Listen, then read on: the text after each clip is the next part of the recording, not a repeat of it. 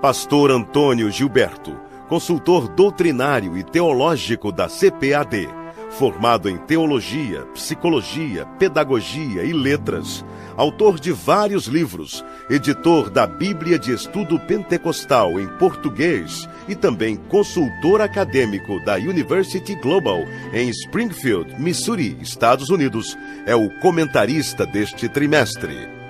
Lição 1. O derramamento do Espírito Santo prometido. Esta é a lição número 1 do presente trimestre, que trata do derramamento do Espírito Santo prometido. E encontra-se no capítulo 2 do livro de Atos dos Apóstolos. Observemos que trata-se do derramamento do Espírito Santo. Não é uma bênção apenas comum, uma operação comum do Espírito, mas derramamento. E esse termo que eu estou usando é extraído da Bíblia. Então, trata-se de uma plenitude, trata-se de algo superabundante. Este é o tema, este é o assunto da presente lição. E esse derramamento inicial prometido, ele ocorreu em Jerusalém, no dia de Pentecostes, e naquele momento estava ali presente um grande número de nações representadas, e tudo isto está dentro do panorama profético, pois a promessa de Deus no Antigo Testamento era derramar o seu Espírito em caráter mundial. A Bíblia diz sobre toda carne, ou seja, sobre todos os povos. O texto áureo da presente lição está no mesmo capítulo 2, o versículo 33, que diz: de sorte que, exaltado pela destra de Deus, e tendo recebido do Pai a promessa do Espírito Santo, derramou isto, que agora vós vedes e ouvis. É o versículo 33. Então, irmãos e amigos, nós estamos diante de um assunto de alta relevância, não somente para a igreja, mas para o mundo todo. No Antigo Testamento, como eu já disse, em vários lugares, havia promessa. Mas Deus usou um profeta chamado Joel, numa época dificílima da história do povo de Deus, é como luz brilhando no meio das trevas. E ele disse que nos últimos dias Deus derramaria o seu Espírito sobre toda a carne. Ou seja, não era uma bênção ligada apenas à descendência de Abraão.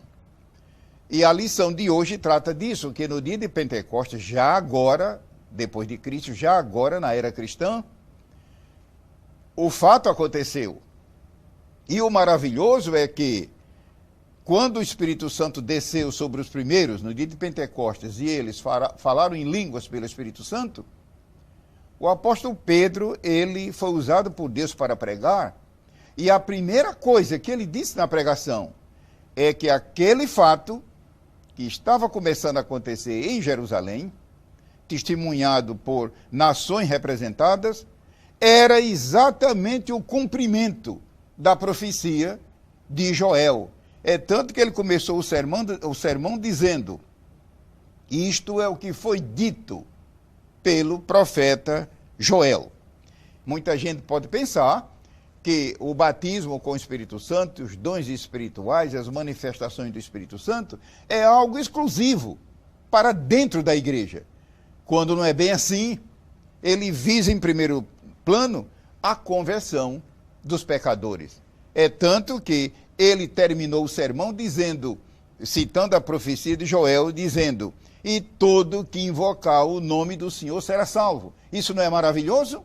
Eu vou rapidamente, dentro do nosso esquema de tempo, dar alguns detalhes desses tópicos. No primeiro, a promessa do Pentecostes e sua grandeza, 2 pontos eu vou destacar, 2 pensamentos, 2 reflexões. É aonde Deus diz: derramarei. Ou seja, não é algo resumido, não é algo simplesmente pontual, não é algo geral, é algo transbordante, é algo abundante. Derramarei. Mas outra coisa interessante do primeiro tópico é o fato de Joel. Eu imagino o profeta Joel como deve ter ficado surpreso, porque os profetas de Deus do Antigo Testamento, o Espírito Santo agia diferente, como ele age hoje. Eles não somente recebiam a mensagem de Deus, a mensagem na sua mente, mas eles também viam. É claro que não significa pelos olhos do rosto, mas pelos olhos do Espírito. É tanto que eles eram chamados videntes. E a palavra vidente ali não tem nada a ver com o espiritismo. É a palavra vidente no sentido bíblico. E ali ele viu a cena. Imagina, os irmãos, como Joel não deve ter ficado alegre, transbordante. O apóstolo Pedro diz que eles profetizavam de coisas que ele mesmo não entendiam. É claro, mas se conformavam.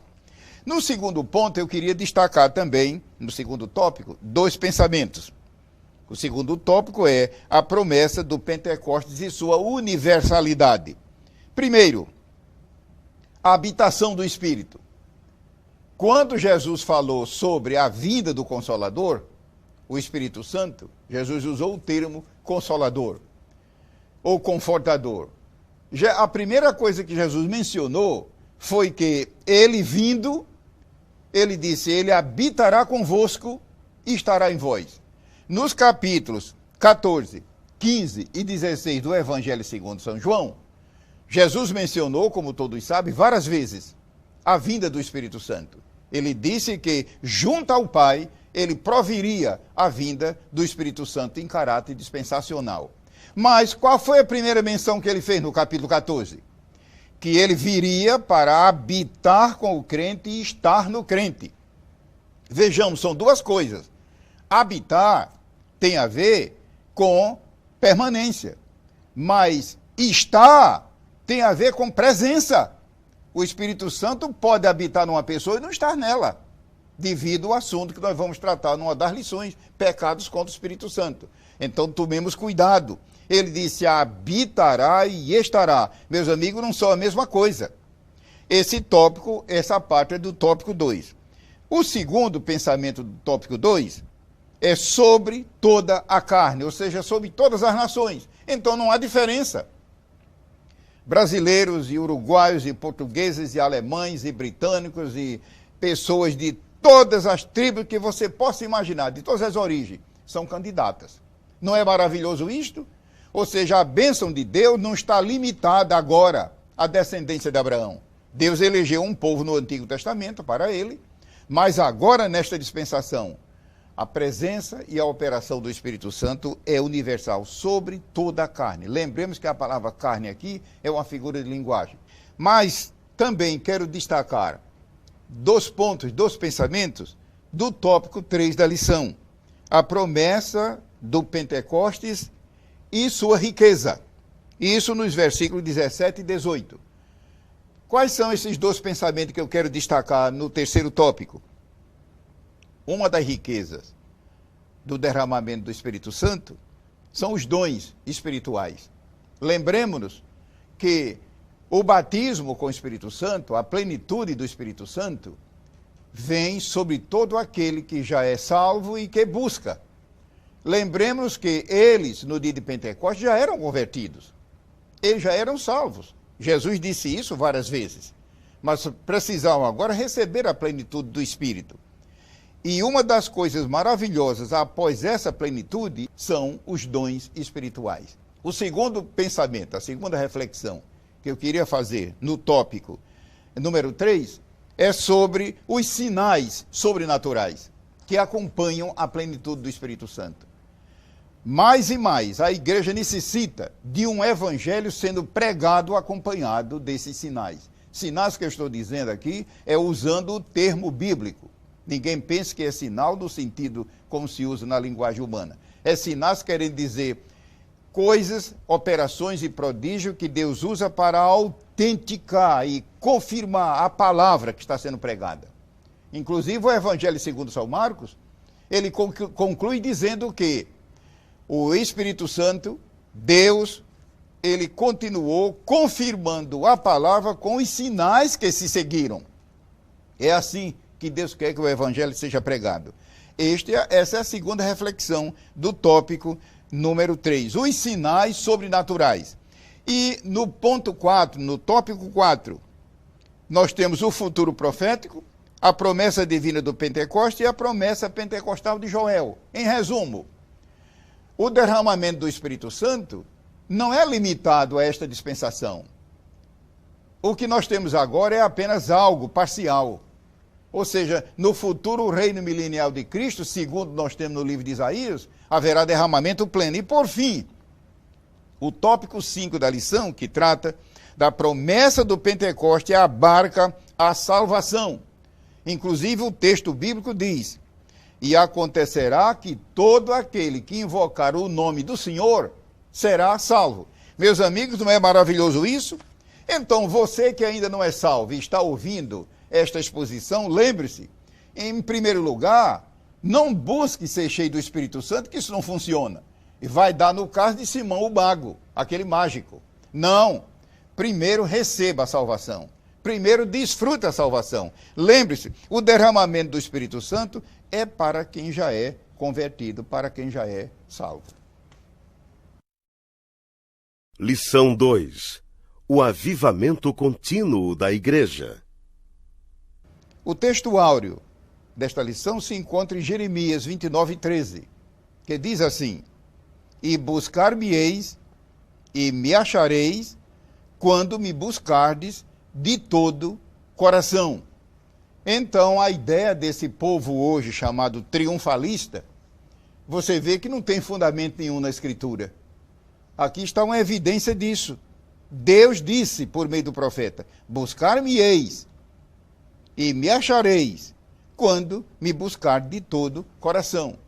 Este versículo tem uma lição profunda a respeito de quem recebe poder de Deus e não preserva, e que precisa manter o avivamento contínuo. Os 5 tópicos da lição são: primeiro, Cristo e o seu caráter, e isso no versículo 14.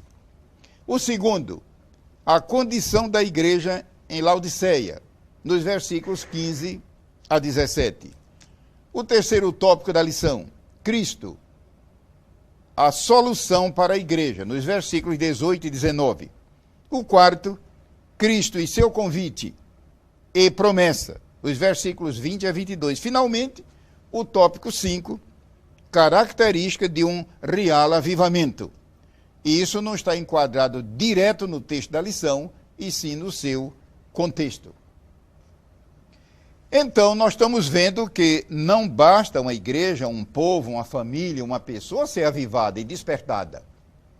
Se essa pessoa se entregou para Cristo e prosseguiu crescendo na vida cristã e recebeu essa plenitude, ou se trata de uma família, ou uma igreja, ou uma denominação, ótimo. Mas o interessante é preservar, é manter o avivamento. E aonde está uma evidência disso? A igreja de Laodiceia. Por que é que na epístola de São Paulo aos Colossenses, um dos livros do Novo Testamento, por que é que lá Deus usou o apóstolo para várias vezes chamar a atenção de Laodiceia? Já notaram isso?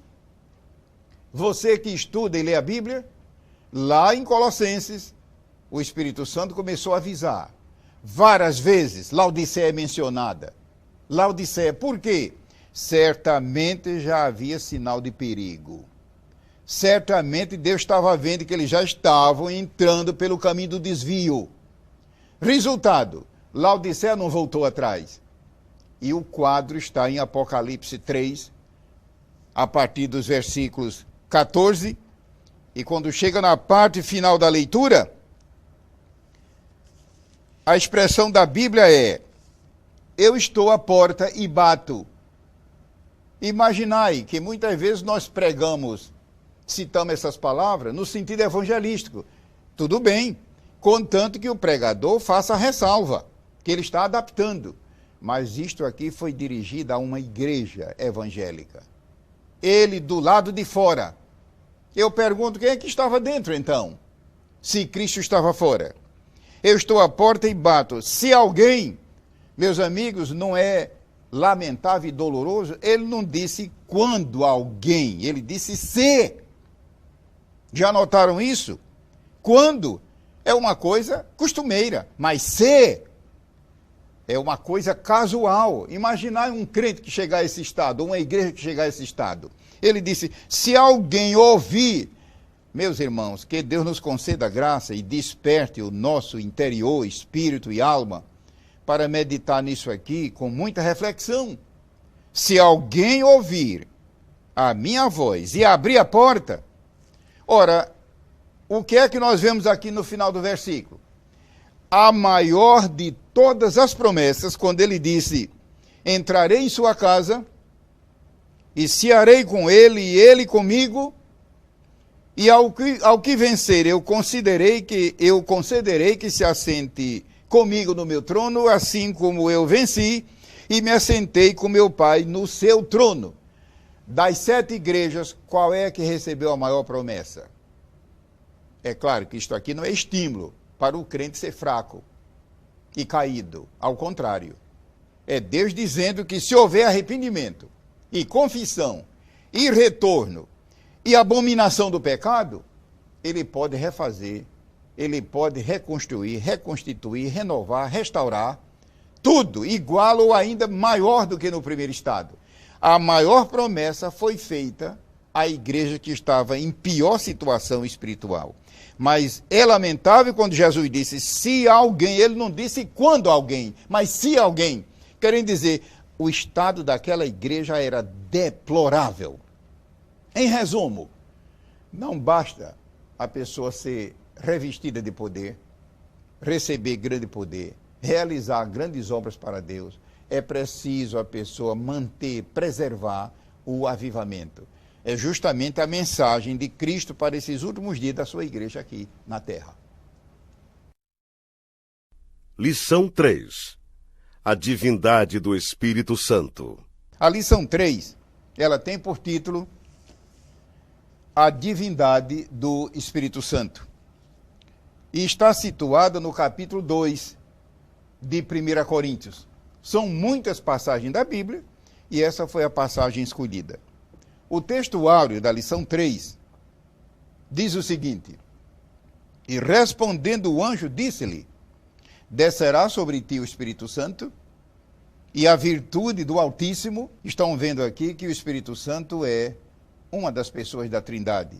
Ao mesmo tempo que é chamado Espírito Santo, a leitura diz, e a virtude do Altíssimo.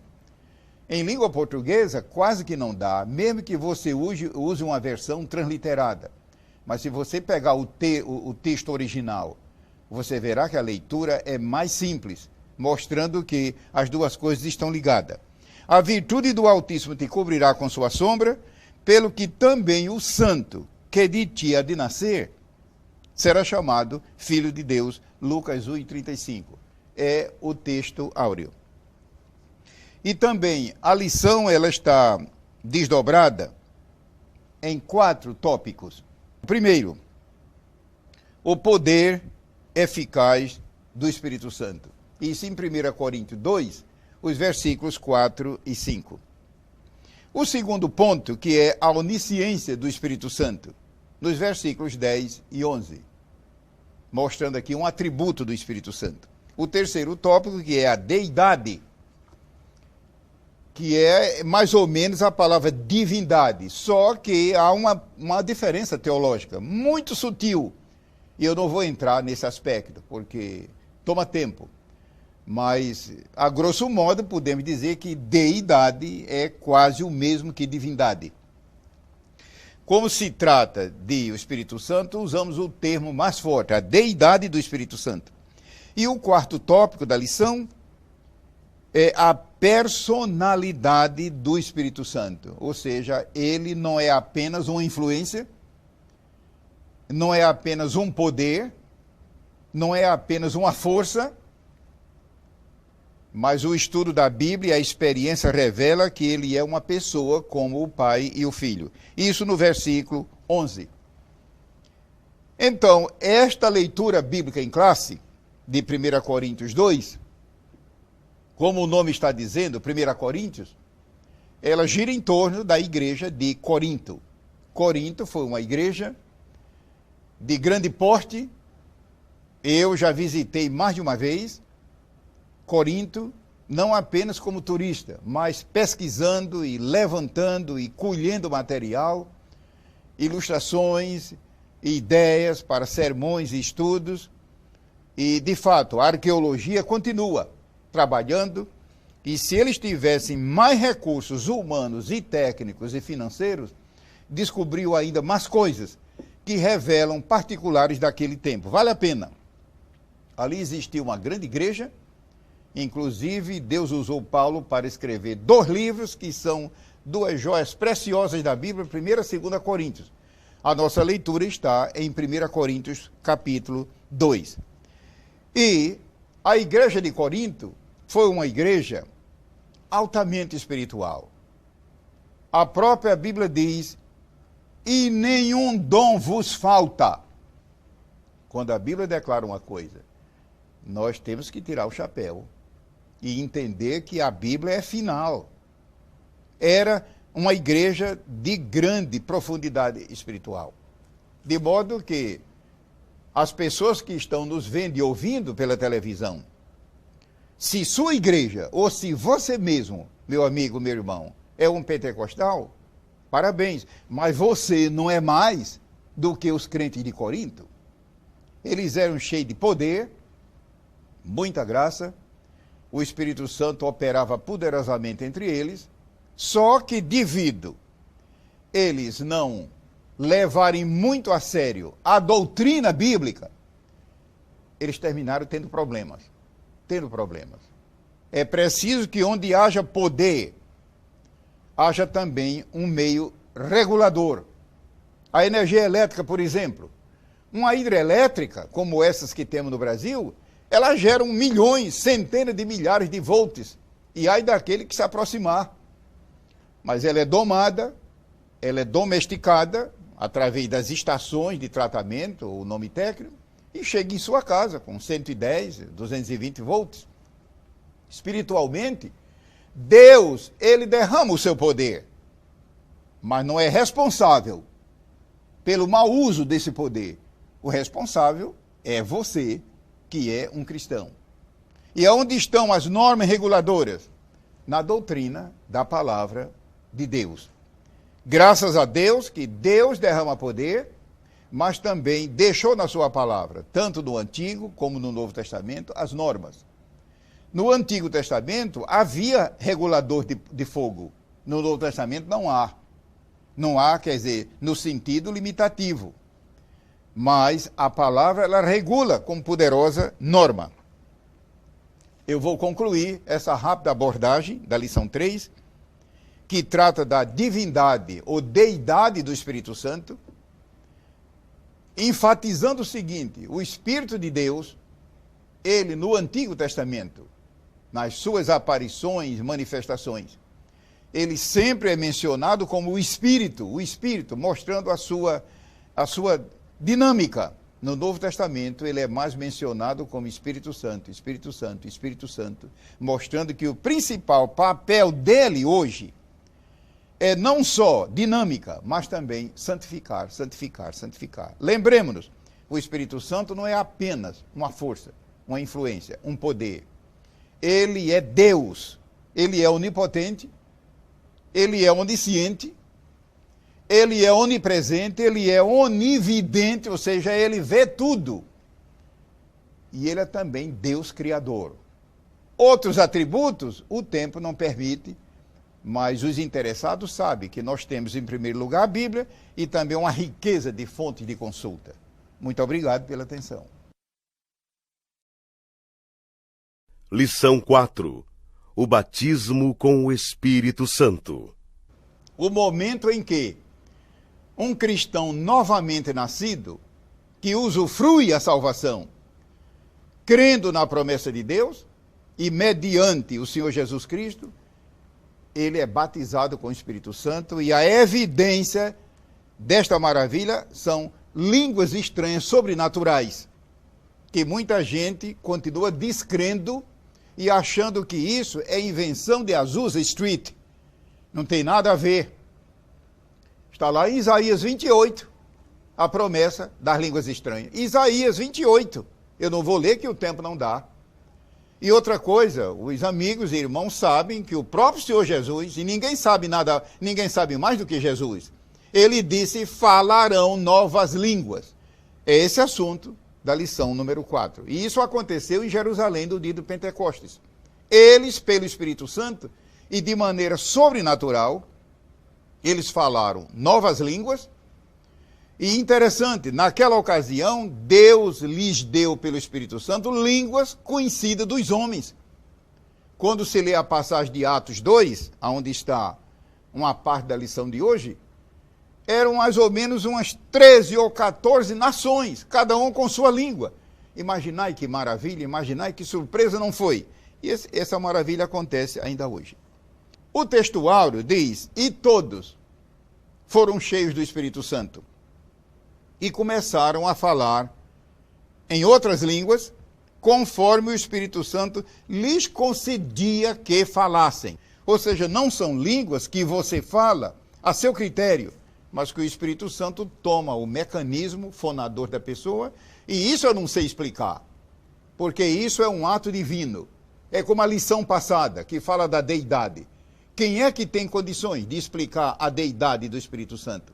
Quem é que tem capacidade para explicar a deidade de Deus mesmo? Ninguém, porque é um mistério. Ela ultrapassa a razão humana. Mas pela fé nós cremos, pela fé entendemos, pela fé aceitamos, e essas verdades são verdades maravilhosas. A lição, ela contém, na revista, 4 pontos ou 4 tópicos. O primeiro, que é a promessa do batismo e o seu cumprimento. O segundo, os conceitos do batismo com o Espírito Santo. Os conceitos, ou seja, a ideia geral do batismo. Isso extraído da Bíblia. O terceiro tópico, como receber o batismo. E o quarto, os resultados do batismo. No primeiro tópico, a analogia do batismo. Por que é que as Escrituras, para essa experiência, usam a palavra batismo? Você já pensou nisso? Batismo é um termo técnico. E por que é que Deus usa nesse contexto? Em todo batismo, há pelo menos 3 elementos. Em todo batismo tem que haver um candidato. Tem que haver um batizador. E tem que haver um elemento para a pessoa ser imersa. No batismo com o Espírito Santo, quem é o candidato? É o crente, que está ansioso e buscando. E quem é o batizador? O Senhor Jesus Cristo. Isso está bem claro na palavra de Deus. E qual é o meio, se assim eu posso falar? Qual é o meio ou elemento em que o crente é imerso? Não é apenas tocar, é ser imerso. A palavra batismo significa, ao pé da letra, imersão. Por falar nisso, muita gente pensa que a palavra batismo no original é submersão. Não é bem isso. O termo, literalmente, é imersão. Qual é o elemento em que o crente é imerso? O elemento em que o crente é imerso é o Espírito Santo. Ele é imerso nele. É algo, uma experiência maravilhosa, e o melhor é você buscar e receber. Porque não há condições de a gente explicar a contento. Melhor é você buscar e receber.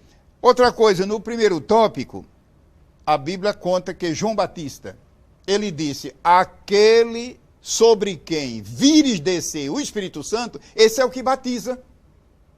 Para que maior testemunho do que esse? Quem foi João Batista? Ele foi precursor, ele foi o arauto do Senhor Jesus Cristo. Ele disse: aquele sobre quem vires descer o Espírito é o que batiza. E exatamente foi sobre Jesus que o Espírito desceu lá no Jordão. Mas nós temos, irmãos, um testemunho ainda maior. O próprio Senhor Jesus disse lá em Atos 1, vós sereis batizados com o Espírito Santo não muito depois destes dias. E a promessa cumpriu-se. É o assunto da lição de hoje. Outra coisa, o batismo é chamado também de dom. De dádiva. Dom quer dizer uma dádiva, um presente. Então você não precisa fazer nada para receber, a não ser estender a mão. Mas que mão? A mão da fé. Ou seja, o Senhor Jesus nos batiza, não é por causa do nosso mérito, não é por causa da nossa maturidade, É por causa da nossa fé. Fé absoluta. Deus não falha. Se Deus em algum tempo tivesse falhado, é claro que eu estou evitando de pecar. Mas não, Deus é infalível. Então não vale a pena confiar na promessa dele? O batismo é chamado de dádiva, mas o batismo também é chamado de revestimento. Ou seja, o batismo com o Espírito Santo é algo tão maravilhoso, é algo tão glorioso, que a Bíblia usa vários termos para tentar que eu digo é colocar na nossa mente. Para Deus não existe dificuldade, mas para eu e você existe. Deus sabe disso e colocou na Bíblia vários termos significando o batismo. Ou seja, Deus querendo dizer, se você entende um pouco dessas figuras humanas, você poderá entender melhor. E essa última que eu estou citando aqui é o batismo chamado de revestimento. Ou seja, a pessoa já está vestida e agora recebe outra veste por cima.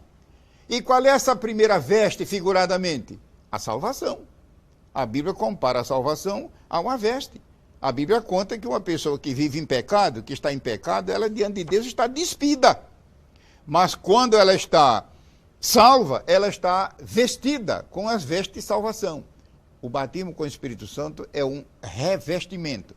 E para falar a verdade, a expressão original é mais forte.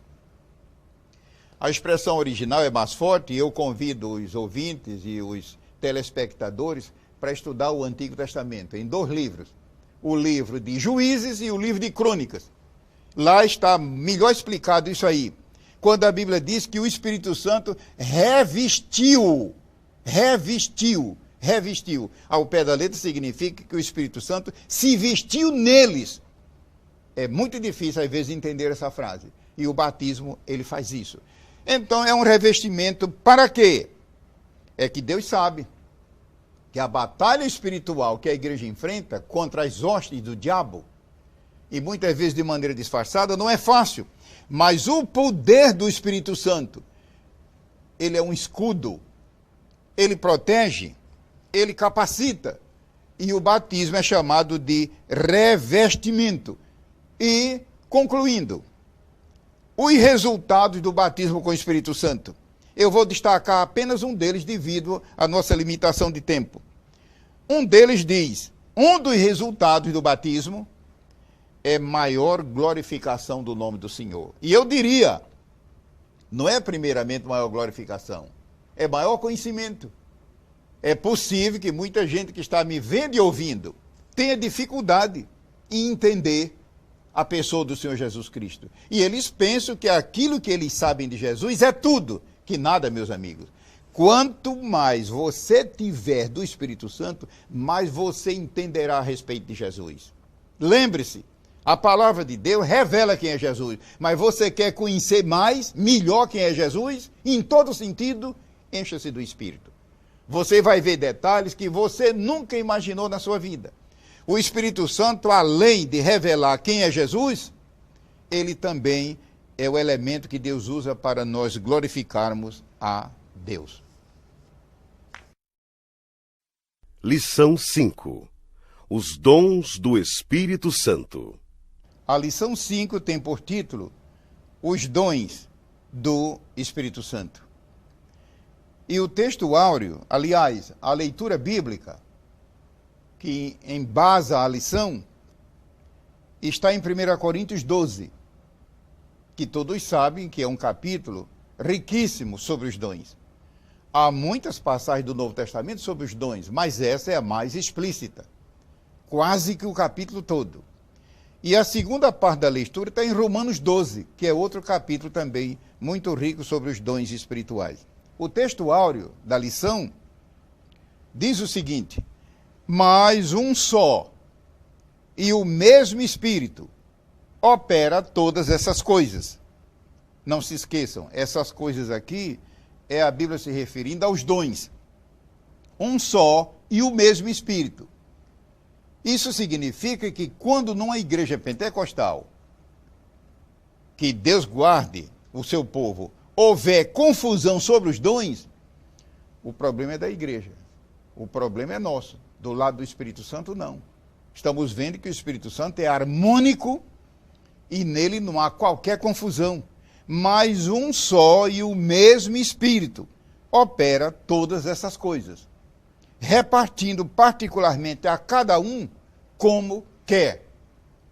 Então, mais uma vez, como eu disse na lição passada, quando numa pessoa, numa família, numa congregação, num culto de oração, que em muitos lugares há cultos de oração espalhados nas residências, há muitas vezes desequilíbrio e escândalos e coisas parecidas, Deus não tem culpa de tais coisas. É a palavra de Deus que não é observada. E a lição, ela está dividida em 3 tópicos. O primeiro ponto é sobre generalidades, ou seja, uma visão sinóptica do assunto, sobre os dons. O segundo tópico, que é explanação e classificação dos dons. E o terceiro tópico é sobre a responsabilidade quanto aos dons. Ou seja, quando em nossa vida e em nosso ministério houver desmandos, não vamos culpar a Deus e dizer, foi Deus que fez isso. Não, a culpa é nossa. É esse ponto de responsabilidade quanto aos dons. Vamos ao primeiro tópico. Generalidade sobre os dons. O Novo Testamento, que todos sabem, é de inspiração divina. Foi o Espírito Santo que inspirou os escritores. Ele chama os dons por vários títulos. Um deles é espirituais. Há pessoas que, muitas vezes, eles são antagonistas dos pentecostais e dizem, mas a palavra dons não está no Novo Testamento. Está sim. É só procurar nos capítulos 12 e 13 e 14. Agora, é claro que em alguns lugares apenas diz espirituais. Você que está me vendo entende isto? No original está a palavra espirituais solta. E a que se refere? É que eles eram tão conhecidos, tão aficionados, eles eram tão familiares com os dons que não precisava Deus colocar os detalhes. Uma criança que ouve a todo instante a voz dos pais, ela discerne rapidamente quando é um estranho. Uma criança na mais tenra idade. E como é que se dá esse fenômeno? Ela ouve todo instante a voz da mãe e do pai. É o crente que anda com Deus também. É um fato que nós estamos usando aqui por uma questão simplesmente de comparação. Uma das palavras usadas é espirituais, querendo dizer que são dons dados pelo Espírito Santo. Outro termo que a Bíblia usa para chamar os dons é dons da graça, querendo dizer que ninguém é merecedor. Assim como a salvação se recebe por graça de Deus, por misericórdia, os dons também. Então, ninguém pense que porque é um bom cristão, que é um cristão de bom testemunho, que ele é merecedor dos dons. Não, os dons são dons da graça. Nós os recebemos por graça de Deus, e graças a Deus por isso. Eu não estou usando aqui os termos originais, não há necessidade. Outro termo que a Bíblia usa para chamar os dons é a palavra ministério. Não é ministério significando os obreiros, mas ministério significando serviço, ministração. No original é a palavra diaconia. Então, isto é muito importante porque muita gente pergunta, e para que servem os dons? É tanto que cristãos já receberam dons que, devido desuso e falta de conhecimento, resultou depois em nada.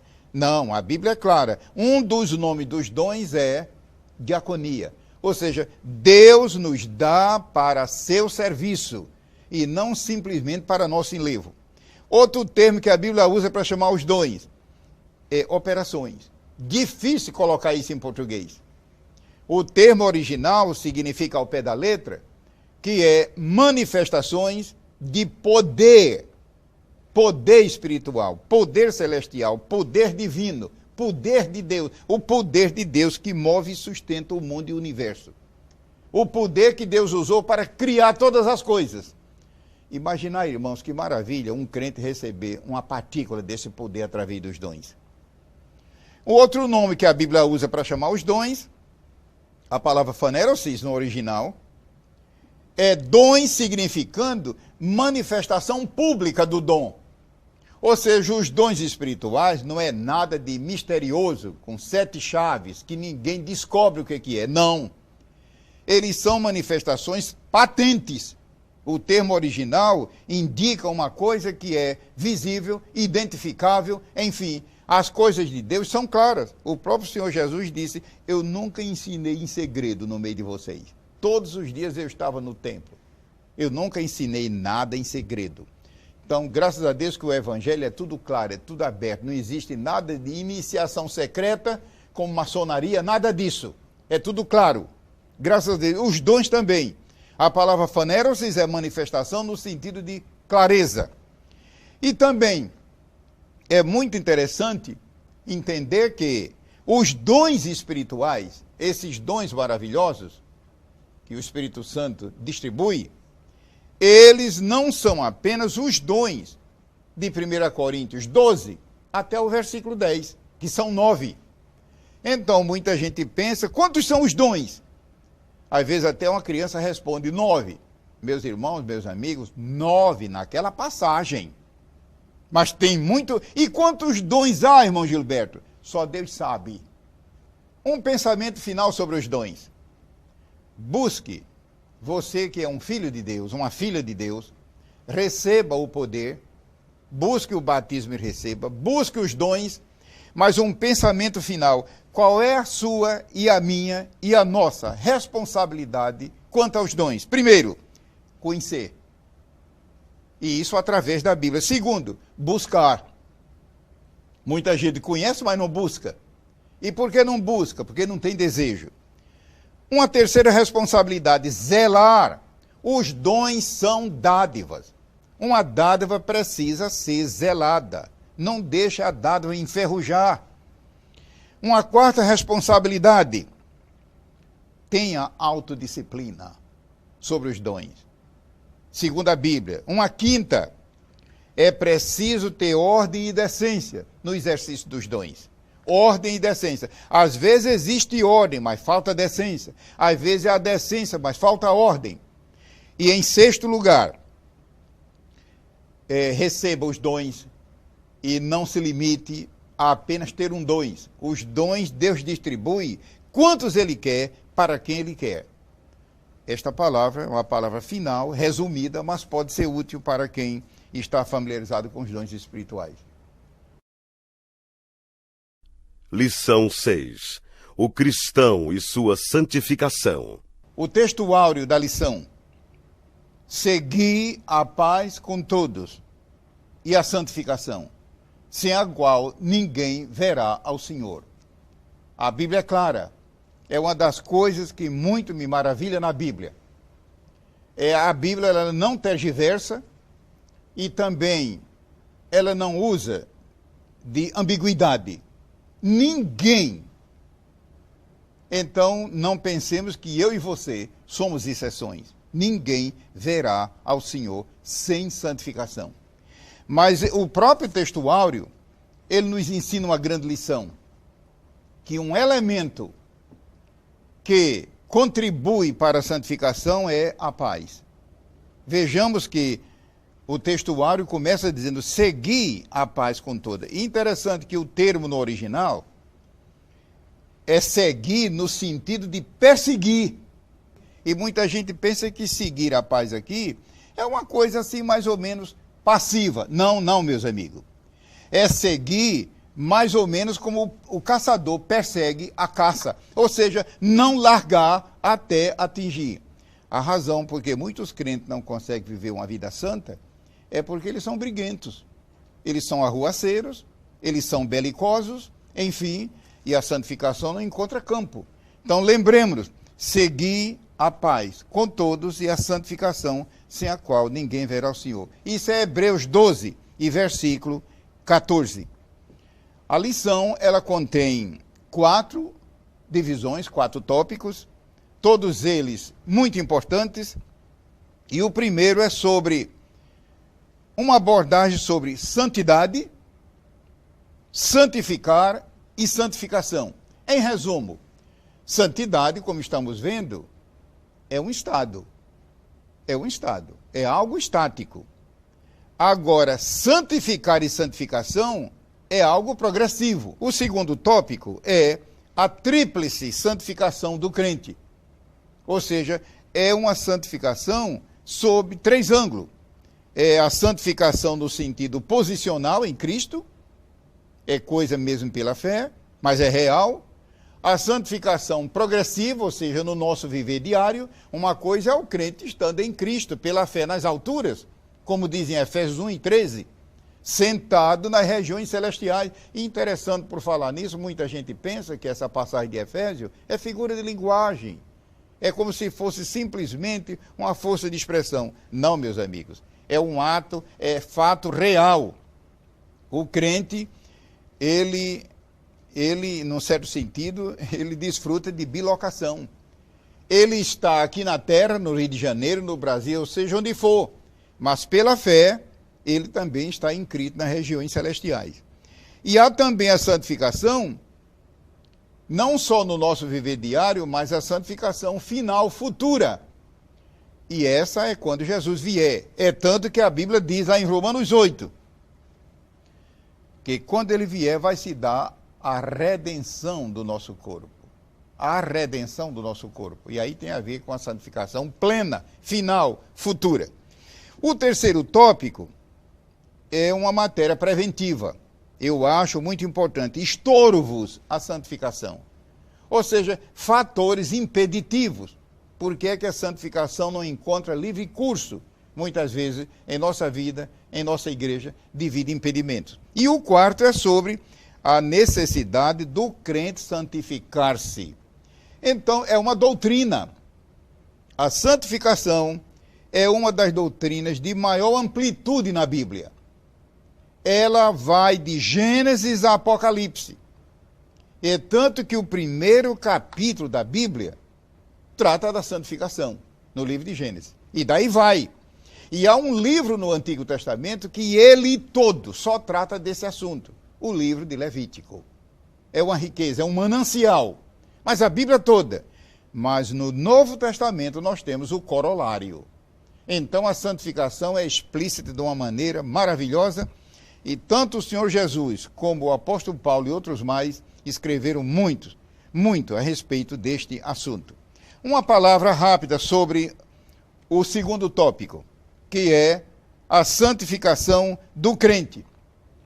Lembremos de que o crente é cidadão dos céus e pela fé ele está em Cristo. E isso é um ato de fé e é real. Ou seja, quando uma pessoa aceita Jesus e o segue em comunhão com ele, a santidade de Cristo é também a santidade dessa pessoa. Nesse sentido, um crente nunca será mais santo do que no dia que ele se converteu. Você está ouvindo e entendendo isso? Um crente que de fato é nova criatura em Cristo, ele nunca será mais santo do que no dia que se entregou para Jesus. Mas isso em Cristo.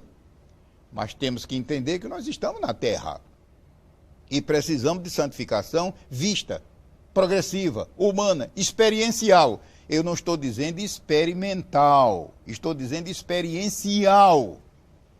E é aqui que o crente precisa ter cuidado. Por quê? Em Cristo, você não precisa ter preocupação. Cristo nunca falhou, nem falhará. Nele nós somos perfeitos, mas em nós mesmos nós somos falhos e precisamos cuidar disso.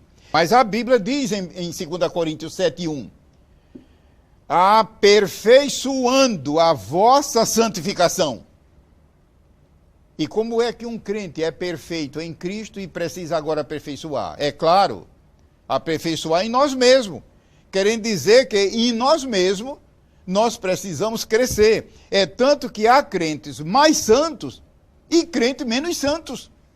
O próprio apóstolo Paulo, que foi um grande paladino da fé, ele chegou a dizer, eu sou o mínimo dos santos. E o que é que eu vou dizer?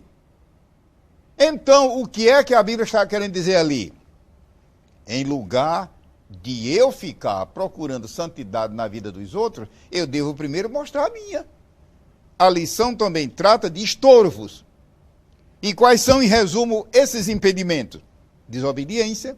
Meus amigos, desobediência que eu estou falando aqui não é um ato. Eu estou falando em desobediência contumaz, ou seja, a pessoa que é desobediente por natureza. Essa pessoa não vai conseguir viver uma vida santa. Quanto mais ela tentar, é pior. Então, sejamos obedientes à palavra de Deus. Comunhão com as trevas. Eu nem preciso explicar. A pessoa que pratica obras infrutuosas das trevas não conseguirá. Erros a respeito da santificação. A pessoa ter ideias próprias, desprezar a palavra de Deus. Áreas da vida que não são santificadas. A nossa vida é repleta de um número infinito de áreas. Essas áreas precisam ser alcançadas com a obra de Cristo. E um quarto ponto, que é o final, é a necessidade do crente santificar-se. Por quê? A Bíblia ordena. A Bíblia ordena. Quando a palavra de Deus fala desse assunto, ela diz: sede santos. Meus amigos, isto não é um pedido, é uma ordem. E quando Deus dá uma ordem, é porque Ele dá graça para a pessoa cumprir. Deus não vai dar uma ordem se a pessoa não pode cumprir. E aonde estão esses recursos? Em Deus, na Bíblia, no Espírito Santo, no Senhor Jesus Cristo. A segunda reflexão da necessidade está no texto áureo. Jesus só vai levar santos para o céu. Imaginar se um pecador entrasse no céu. O céu viraria um inferno. Deus me perdoe a frase. Não! O céu é lugar somente para santos. Um terceiro pensamento, e talvez um final. Qual é uma grande necessidade do crente viver uma vida santa? Em Números capítulo 20 e Levítico capítulo 10, note bem, Levítico 10 e Números 20, está dito que parte da santidade de Deus é vista na santidade do crente. Parte da santidade de Deus é vista na tua vida e na minha. Isso nos faz tremer no sentido reverente diante do assunto. Finalmente, para concluir, qual uma das necessidades do crente santificar-se? É que a santificação é uma das áreas que o diabo mais ataca na vida do crente. Concluindo, no tempo passado da história da igreja, nos séculos que já se foram, o diabo tentava destruir a igreja, matando, surrando, colocando na prisão, enfim. Hoje não. Hoje a impressão que dá é que o diabo amansou, que está bonzinho, que nada. Hoje ele usa a técnica da mistura. A mistura da igreja com o mundanismo, a mistura da igreja com o pecado, e o prejuízo é a santificação. Que Deus nos guarde e nos abençoe em nome de Jesus. Lição 7. As ministrações do Espírito Santo ao crente. A leitura bíblica em classe está em 2 Coríntios 3. O que seria da Bíblia sem esse capítulo? A meu ver, talvez o capítulo mais importante desse contexto das 13 lições. Cada um que leia e julgue. E a leitura bíblica está em 2 Coríntios 3. É uma parte da Bíblia tão importante que eu mesmo vou preferir talvez ler uns 3 versículos e ter um contato direto com a Bíblia. O texto áureo está em Isaías 44, 3. Mas por que tão longe? E parece um retrospecto. É que a profecia de Isaías é uma promessa sobre o Espírito Santo. E veja como diz: porque derramarei água. Os senhores e senhoras estão vendo que não é negócio de pingar, é derramar. Abundância, abundância, abundância. Eu nunca esqueço a primeira vez que visitei Foz do Iguaçu. E foi numa época de enchente. E vi aquela água, aquele turbilhão tremendo. E é impressionante. E espiritualmente faz-nos lembrar desse termo. Derramarei água sobre o sedento. Então Deus já disse que Ele dá água a quem tem sede. E rios sobre a terra seca. Derramarei o meu espírito sobre a tua posteridade e a minha bênção sobre os teus descendentes. Num só versículo, 2 vezes, Deus diz que derramará. Aonde é que você encontra? No Antigo Testamento. uma promessa dessa para o povo daquele tempo? Em nenhum lugar. Ali o Espírito Santo operou poderosamente, mas operações isoladas. Mas no Novo Testamento é maravilhoso, é a dispensação da graça. E a leitura, eu vou ler apenas 2 versículos. 2 Coríntios 3, é o capítulo que trata da primazia da dispensação da graça sobre a lei mosaica. Lembremos-nos, nós não estamos aqui depreciando a lei é santa. Errado e o pecador era o homem, mas a lei de Deus é santa. Mas a lei era um ministério de condenação, é claro, condenação do culpado. Que diz a palavra de Deus? Diz aqui o versículo 7. E se o ministério da morte, querendo dizer que o ministério da lei era um ministério de morte, porque era morte para o transgressor, gravado com letras em pedras, veio em glória, de maneira que os filhos de Israel não podiam fitar os olhos na face de Moisés, por causa da glória do seu rosto, que era transitória. Os senhores e senhoras viram quantas vezes num só versículo Deus fala em glória? Alguém ainda vem dizer que a lei mosaica era algo de segunda classe? Mas veja agora o versículo 8. Como não será de maior glória o ministério do Espírito? E a palavra ministério aqui é exatamente a palavra portuguesa ministração.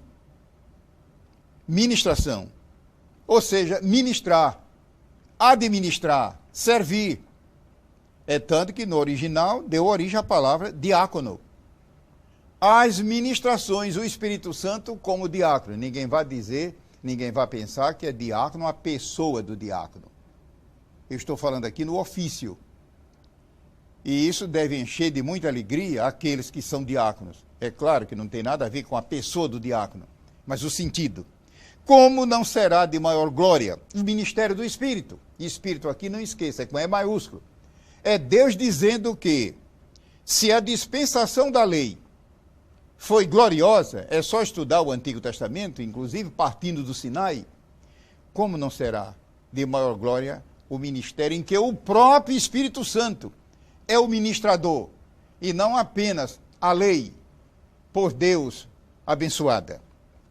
A lição, ela tem 2 grandes divisões, 2 grandes tópicos, e esses são as ministrações do Espírito Santo quanto à salvação.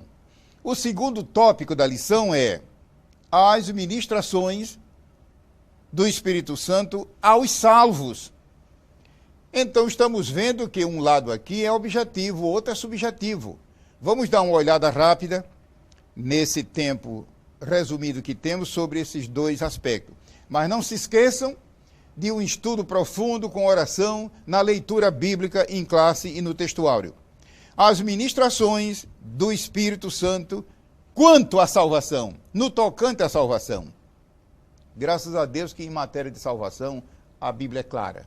Nada é colocado em penumbra, nada. Ninguém pode se queixar, eu vim parar no inferno porque a Bíblia é obscura. Conversa. A Bíblia é clara como a luz meridiana. E aqui está a evidência disso. As ministrações do Espírito Santo aos salvos. Primeiro, o novo nascimento. É uma ministração. Interessante, a Bíblia usa o novo nascimento. No original, a palavra novo aí, ao pé da letra, é algo que vem de cima. Dá para entendermos a figura de linguagem? É a Bíblia dizendo que no primeiro nascimento, esse que nós nascemos do ventre da mãe, nós nascemos de baixo, aqui da terra. E, de fato, a geração humana é resultado de um concurso entre marido e mulher e nasce a criança. Mas o novo nascimento vem de cima, vem de Deus, vem do alto. Então, Almeida traduziu como novo, mas na realidade, no original, é o nascimento que procede do alto. Essa é uma ministração quanto à salvação. Há algum segredo? Alguém deve me dizer que não acerta o caminho do céu porque é muito difícil. Não há. Existe algum mistério no nascimento de um bebê? A mulher fica gestante, completa o tempo da gestação e daqui a pouco nasce a criança, não é mistério nenhum. O novo nascimento não é mistério. Deus continua realizando. O segundo item desse primeiro tópico é a habitação do Espírito no crente. Uma das maravilhas pelas quais nós somos gratos a Deus para sempre. E outra coisa, lembre-se, você que está vendo e ouvindo, não é apenas um privilégio, é uma grande responsabilidade, para onde você vai estar levando consigo o Espírito Santo. A Bíblia diz que ele habitará convosco e estará em vós. Que Deus nos dê essa revelação. Vede bem, eu não estou falando de inspiração, estou falando de revelação. Os grandes privilégios da salvação. O terceiro, que é o testemunho do Espírito Santo dentro de nós, é isto que nos anima, mesmo nas horas mais escuras. A fé para a salvação. Os senhores estão vendo que não é uma coisa herdada, é o Espírito Santo que transmite. E a santificação posicional, que eu falei há 2 aulas atrás. Ou seja, em Cristo nós estamos, não vamos ser, estamos, somos santificados nele, em posição. Mas, para concluir, o segundo ponto é as ministrações do Espírito Santo para os salvos, para aquele que já desfruta da salvação. O batismo do Espírito Santo e o batismo com o Espírito Santo. O fruto do Espírito através do crente. Vede bem que eu não estou lendo as referências bíblicas. Muitas pessoas poderão dizer, mas e a leitura bíblica? Haverão de entender que isto está subentendido. A casa tem muitos outros recursos, graças a Deus, gráficos, ensinador cristão, a própria revista do adulto, o livro que a casa lançará sobre o assunto, enfim. Uma quarta ministração, a santificação progressiva do crente. A 5, a oração no Espírito. Oração no Espírito, não se esqueça, não é o crente orar sozinho.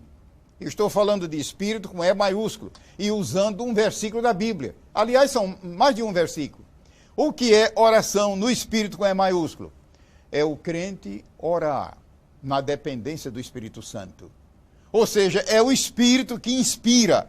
Então, com isso, o crente pode orar sem cessar, porque todo esforço e toda memória é do Espírito. O sexto, que é o Espírito Santo como selo e penhor, só isso aqui merecia uma lição à parte. E o sétimo, quer dizer, o sétimo aqui na revista.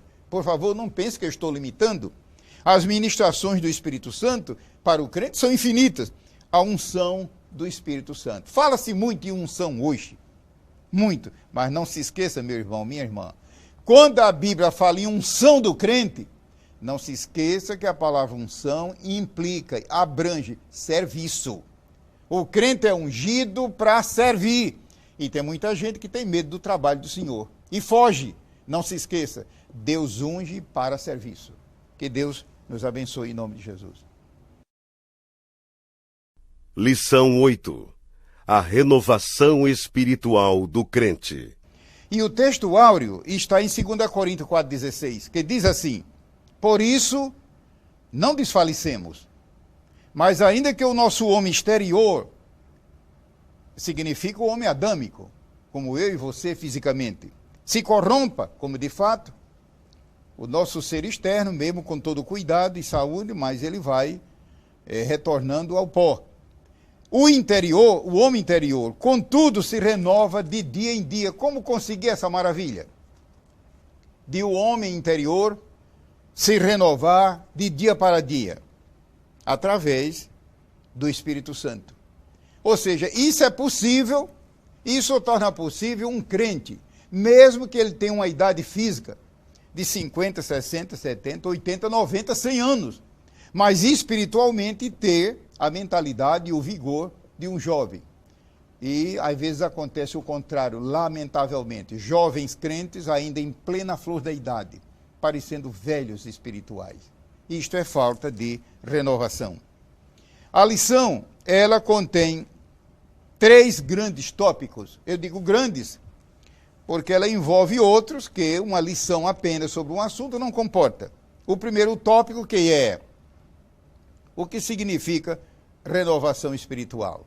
Hoje que se fala tanto em renovação, renovação política, renovação acadêmica, renovação disso, renovação daquilo, renovação de estoque. Renovação é o termo, mas espiritualmente não esqueçamos. Se nós não cuidarmos de nos renovar espiritualmente no Senhor, nós entraremos pelo caminho da velhice espiritual. O segundo tópico, que é a necessidade da renovação. Por quê? E o terceiro é a constância, que não basta a pessoa declarar e sentir-se renovada no espírito, restaurada, revigorada, reavivada, como queira usar o termo, avivada. É preciso manter o avivamento. O que significa renovação espiritual? Certamente os telespectadores vão se lembrar do grande homem de Deus que foi o salmista Davi. Ele, nos seus salmos, de vez em quando, ele clama pela renovação. Em muitos lugares ele diz: vivifica-nos, Senhor, vivifica-nos, vivifica-nos, vivifica-nos. Eu creio que era o Espírito Santo falando desta época, que hoje está à disposição de todo crente em nosso Senhor Jesus Cristo. Pergunto eu, será que Davi experimentou aquela época? Eu não digo que não, porque, quem sabe, pequenos casos de renovação. Nós temos o segundo tópico da lição, que é a necessidade da renovação espiritual. Ou seja, Deus não nos chama, Deus não deseja que o crente seja como se fosse uma espécie de lago. Lago é uma coisa circunscrita. Você sabe que lago é uma coisa fechada. Lago, quando é lago mesmo, não tem saída. Não. A Bíblia diz que o crente deve ser como um rio. Inclusive, quando Jesus falou disso em João capítulo 7, dentro desse segundo tópico da lição, inclusive a transcrição está na revista. Ele diz ali no capítulo 7 que será como o rio de água viva quando o Espírito vier sobre a igreja. Ele não diz como um lago, mas como um rio. Um lago tem suas virtudes, mas não se compara com um rio, que se trata de algo dinâmico e vivo e progressivo. Eu nunca esqueço da primeira vez que eu cruzei a fronteira, cruzei o Rio Amazonas, passando por cima de sua nascente, via aérea. Eu observei que a nascente do Amazonas, lá no Peru, é apenas um filetezinho d'água. Entretanto, quando ele desemboca no estado do Pará, é de grande largura, centenas de quilômetros. É exatamente a figura que a Bíblia nos apresenta desse assunto de renovação. Ou seja, Deus nos chamou não apenas para ser um lago. O lago, a meu ver, fala de egoísmo. O lago vive para si. É tanto que, no passado, muita gente preferia fazer suas habitações à beira dos lagos. Mas nós sabemos que um rio fala de vida. A renovação deve ser diária, a renovação deve ser consciente, a renovação enseja a operação do Espírito Santo, é claro, isso abre caminho para o Espírito Santo operar ainda mais. E o terceiro tópico da lição, que é a constância da renovação espiritual.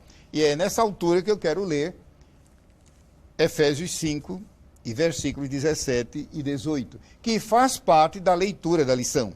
E diz assim: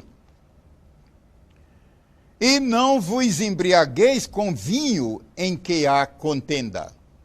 Ou como diz uma versão mais atualizada, e aliás, mais fiel, em que há dissolução. Eu acho que mesmo assim ficou difícil, ficou muito clássica a palavra. Falando em linguagem bem franca, como está no original, não vos embriagueis com vinho em que há orgia. Orgia. Eu não preciso dizer mais nada. O que é orgia? Um antro de pecado. A Bíblia diz, não vos embriagueis com vinho em que há orgia, em que há dissolução. Mas, então eu pergunto, basta a pessoa se afastar do mal? Eu vou ler novamente o versículo. Não vos embriagueis com vinho em que há contenda. Mas, dá para entender o sentido dessa conjunção coordenativa adversativa? É Deus dizendo de que não adianta você apenas se afastar do mal. Eu não sou criminoso, eu não sou isso, eu não sou aquilo. Ótimo. Mas isso não basta. A Bíblia diz que devemos evitar o mal, porém, sermos cheios do Espírito. Mas enchei-vos do Espírito.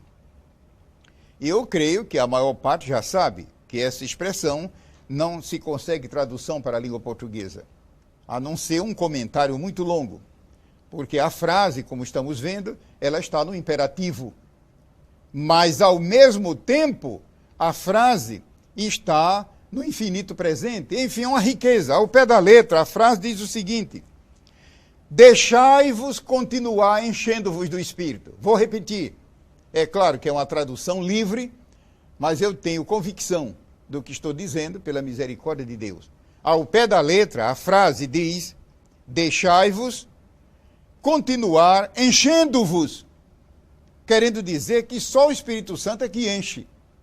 E querendo dizer que o crente tem sua participação. Deixai-vos encher continuamente do Espírito. Então, é uma lição que deve marcar a nossa vida.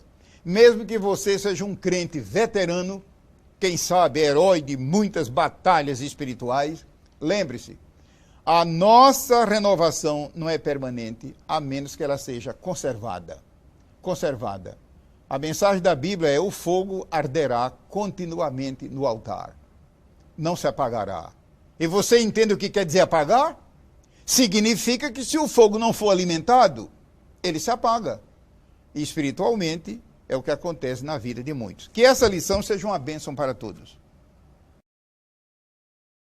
Lição 9.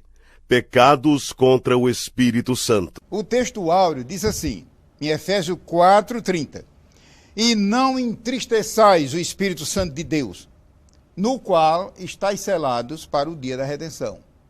Note que a palavra entristecer está ligada a amor. Significa que o Espírito Santo, ele nos ama. Se uma pessoa peca contra Deus e contra o Filho, tudo bem, há perdão. Mas contra o Espírito Santo, dependendo. Como? Se a palavra de Deus é clara e a experiência que é Ele que convence do pecado, da justiça e do juízo, e se pecar contra Ele, quem vai convencer? A lição destaca 6 dos mais conhecidos. Inclusive, o último mencionado, que é blasfêmia. Por que, irmão Gilberto? A razão porque muita gente, talvez na sua igreja, esteja confuso sobre este assunto. Será, meu Deus, que eu cometi o pecado de blasfêmia? É por falta de estudo da própria Bíblia. Vamos rapidamente ver esses 6 mencionados aqui. O primeiro mencionado é resistência ao Espírito Santo, em Atos 7:51. Aonde Estevão diz: vós sempre resistis ao Espírito Santo. Resistir, todo mundo sabe que é a pessoa justamente impedir, é se opor, é ser adversário. Vós sempre resisti ao Espírito Santo. Isto é um pecado. O segundo pecado mencionado contra o Espírito na lição é agravo. Isso está em Hebreus 10:29. Agravo, ou seja, ultrajar, fazer pouco, menosprezar. O terceiro pecado mencionado é Efésios 4:30, onde diz: não entristeçais o Espírito Santo de Deus. E, inclusive, é o próprio texto áureo. Eu acabei de dizer que tristeza é uma palavra relacionada a amor. Quem ama pode ficar triste, não fica irada. Quem ama não tem ira, mas pode ficar triste e, portanto, a tristeza bloqueia a comunicação. Não entristeçais o Espírito Santo. Então, como é que ele fica triste? Então, cada um pense diante de Deus nesse fato. Nós temos agora poucos minutos e vamos correr, porque são 6. Mentir ao Espírito Santo é o quarto pecado mencionado. Atos 5, 3, 4, 9. 5, versículos 3 e 4, versículo 9. Hoje a mentira, aliás, não é só hoje, mas deixe-me usar o termo hoje. Hoje em dia, a mentira é um pecado tão universal que tornou-se corriqueiro. Agora imagine mentir ao Espírito Santo. Alguém diz, mas ele não é onisciente.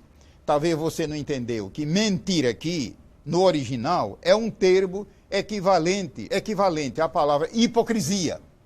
Se bem que hipocrisia, o termo é esse mesmo no original. Mas o termo mentir que está lá é sinônimo deste. Ou seja, é mentir hipocritamente. Ou seja, com máscara. É mentir no sentido de fingimento. Isso feito por um crente de maneira continuada é pecar contra o Espírito Santo. É pecar. E é pecar num sentido terrível. Imaginai se eu tivesse tempo agora para ler os versículos de Atos capítulo 5, onde diz: não mentistes aos homens, mas a Deus. E mais adiante diz: por que é que você se concertou com sua esposa para enganar o povo? Foi o caso de Ananias e Safira. A frase, como está no original, dá a entender o seguinte, quando diz ali mentir, é tentar a Deus até onde ele pode resistir. Meus amigos, isso é ultra perigoso. Uma pessoa pecar, querendo dizer, eu vou pecar até enquanto Deus aturar. Essa pessoa está à beira da destruição. Então, Deus, por essa lição, pode falar a muita gente para recuar enquanto é tempo. Muita gente acha que o caso de Ananias e Safira foi um caso excepcional. Não, lá no versículo 9, estude direitinho depois. O versículo 9, e diz: por que é que vocês dois se consertaram? Examine o termo numa Bíblia parafraseada. É a Bíblia dizendo que ele e ela ensaiaram. Escuta, como é que nós vamos enganar? Mas deixa que o Espírito Santo é quem estava vendo tudo e finalmente nós temos um pecado final, que é blasfemar contra o Espírito Santo. E como é um assunto muito pouco explicado nas igrejas, eu vou ler rapidamente. Note bem, esse assunto está em várias passagens da Bíblia. E outra coisa, convém examinar o Antigo Testamento. Há muita gente pensando que esse assunto está só no Novo. Examine também o Antigo Testamento, Êxodo e também Levítico. O Senhor Jesus disse: portanto, eu vos digo, todo pecado e blasfêmia, note aqui a diferença. Mas por que blasfêmia não é pecado? Você não entendeu. É que a palavra P-E-C-A-D-O, em português, não tem nada a ver com o original. A palavra pecado aqui no original é um tipo de pecado. Essas observações que eu faço podem ser úteis para você. E se eu não fizer essa observação, alguém poderá dizer, um curioso: ué, mas blasfêmia não é pecado? Não, não é isso que a Bíblia está dizendo. Ela está dizendo que blasfêmia é um tipo de pecado e que essa palavra pecado é outro tipo. No original são vários termos. No hebraico são pelo menos 8 palavras. No grego são umas 11. Ou seja, o pecado é uma coisa tão maligna, o pecado é uma coisa tão hedionda, que Deus achou por bem colocar vários termos para descrevê-lo para nós. O versículo 32 é o 31 e o 32. E se qualquer disser alguma palavra contra o Filho do Homem, ser-lhe-á perdoado. Mas se alguém falar contra o Espírito Santo, não lhe será perdoado, nem neste século, nem no futuro. Em resumo, em que consiste o pecado de blasfêmia contra o Espírito Santo?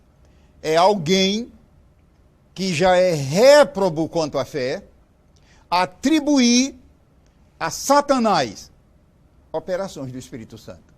Já pensou que horror? Jesus tinha acabado de realizar um grande prodígio e expulsar demônio de um homem que estava possesso. E eles disseram: ele está expulsando demônio pelo príncipe dos demônios, que é Belzebu. Isto é blasfêmia contra o Espírito Santo. Atribuir a Satanás fatos realizados e operados pelo Espírito Santo.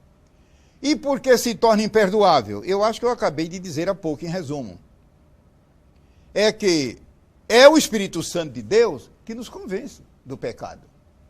Você já notou que sempre que a gente comete uma fraqueza, uma falha, um pecado, uma coisa lá dentro, de repente, diz: está errado, e você não sossega enquanto não acertar com Deus? Você está pensando que isso é resultado da consciência do homem? Não se engane, é o Espírito Santo urgindo para que a gente acerte as contas com Deus. Quando uma pessoa chega a tornar-se réproba, como diz em Timóteo, ela não consegue mais, ela não tem mais essa condição.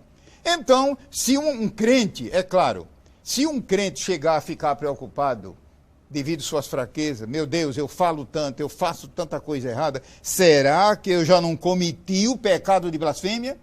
Deus já não fala comigo e outras coisas? Só o fato dessa pessoa se preocupar é prova que ela não cometeu. Por quê?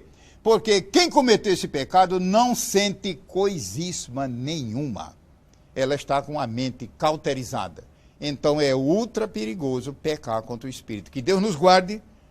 Eu agradeço a atenção de todos. Lição 10.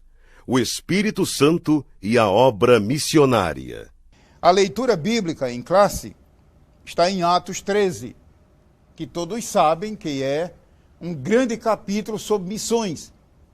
E o texto áureo é Atos 1, versículo 8. Isso foram palavras do Senhor Jesus. Recebereis a virtude, ou seja, o poder do Espírito Santo. É maravilhoso, irmãos, que poucas vezes na Bíblia Deus concede autoridade. Deus concede mais poder. Não devemos confundir poder com autoridade. Há pessoas que elas têm poder de Deus, mas devido a desmandos, Deus retira a autoridade. E daqui a pouco o poder acaba. Lembremos que poder vem de autoridade. O Senhor Jesus, antes de voltar para o céu, disse, é-me dado todo o poder. Não se esqueça que a palavra ali, poder, significa, ao pé da letra, autoridade. Mas recebereis a virtude do Espírito Santo, que há de vir sobre vós, e ser-me-eis testemunhas, tanto em Jerusalém, como em toda a Judéia e Samaria, e até os confins da terra. A lição, ela está dividida em 3 tópicos. A grande comissão, ou seja, o mandato que o Senhor Jesus entregou a todos eles. A Bíblia diz que quando ele falou para os seus discípulos, dizendo, ide por todo o mundo, observamos que ele não disse, ide os pastores, ide os presbíteros, ide os diáconos, ide os evangelistas, ide os anciãos. O ide é para todos, de maneira indiscriminada. A grande comissão, o segundo tópico é a urgência da obra missionária. E o terceiro é a assistência do Espírito Santo. A grande comissão, ou seja, o grande mandato. Por que é tão grande assim? Todo mandato que se recebe, quando é legítimo aqui na terra, por exemplo, vereador, ou deputado, ou presidente de uma universidade, diretor de uma empresa, na igreja, um encargo, tudo isso, se é legal, é muito importante, mas nada é igual a esse mandato extraordinário do Rei dos Reis, que se trata de um mandato, de uma ordem para ganhar o mundo para Jesus. É a grande comissão. E nesse assunto, deixe-me deixar alguns pensamentos com o pessoal da escola dominical.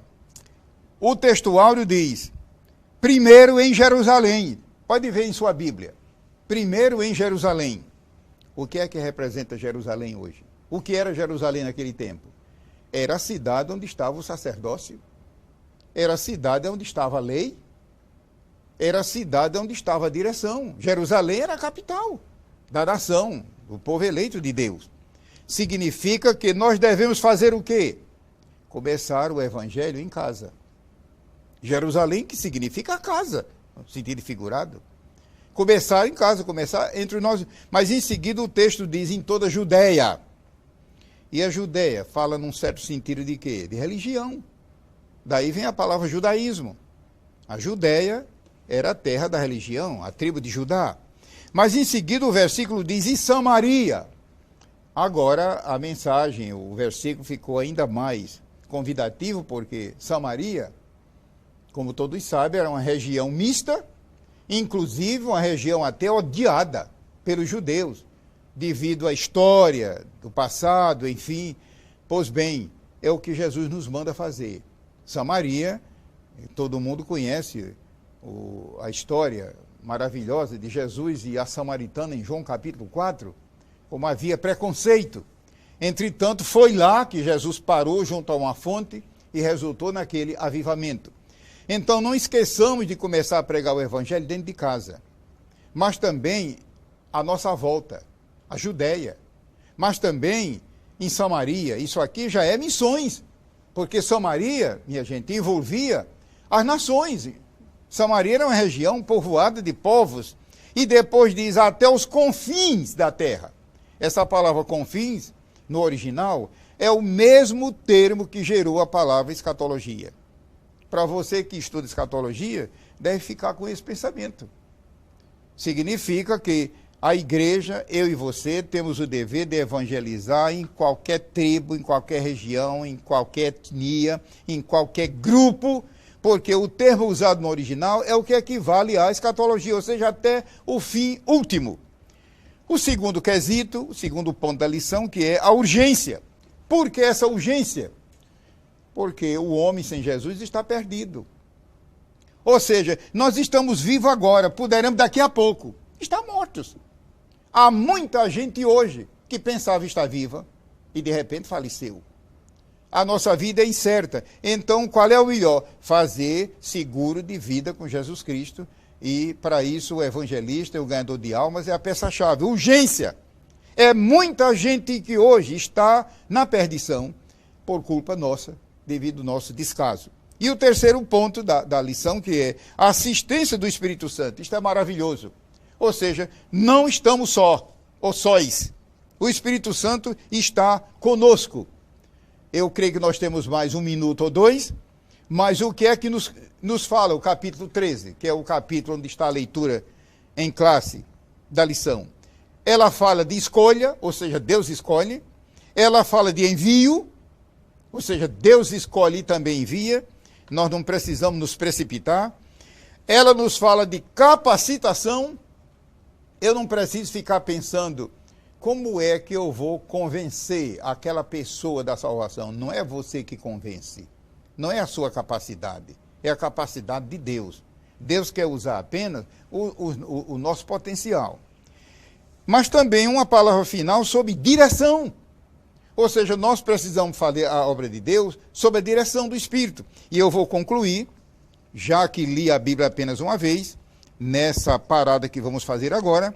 Eu peço que vocês que têm a Bíblia e estão me vendo e ouvindo, abram rapidamente no livro de Atos, capítulo 16, para ver algo maravilhoso nessa parte de direção. E quem sabe se não há pessoas aguardando essa palavra, que estão em dúvida, sem saber para onde ir, o que fazer, quando agir. Atos 16, e veja que diz o versículo 6. E passando pela Frígia e pela província da Galácia, foram impedidos pelo Espírito Santo. Eu estive uma vez pesquisando isto aqui à luz do original, e a palavra impedido indica que eles estavam insistindo, ninguém sabe se foi descuido deles, espiritual, eles estavam insistindo contra a vontade de Deus. Deus colocou uma barreira.